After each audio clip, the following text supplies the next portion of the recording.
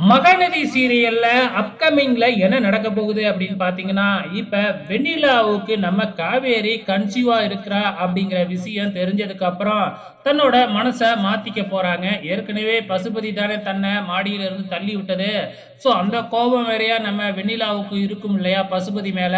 இதனால காவேரிக்கு சப்போர்ட் பண்ணி விஜய அங்க ஜெயில்ல இருந்து வெளியில எடுக்கிறதுக்காக ஹெல்ப் பண்றதுக்கு சம்மதம் தெரிவிக்க போறாங்க. இந்த விஷயம் வந்து பார்த்தீங்கன்னா, பசுபதியோட ஆட்கள் அந்த ஹாஸ்பிட்டல்லயே சுத்திக்கிட்டு இருக்காங்க இல்லையா? இந்த விஷயத்த பசுபதி கிட்ட சொல்லுவாங்க. ஸோ அந்த வெண்ணிலா வந்து கண்ண முழிச்சுட்டா அப்படின்னு சொல்லி, ஸோ இதுக்கப்புறம் கண்டிப்பா பசுபதி சும்மா இருக்க போறதில்ல. வெண்ணிலாவோட உயிருக்கு ஆபத்து இருக்கும் அப்படிங்கிற மாதிரி ஒரு சூழ்நிலை வரப்போகுது.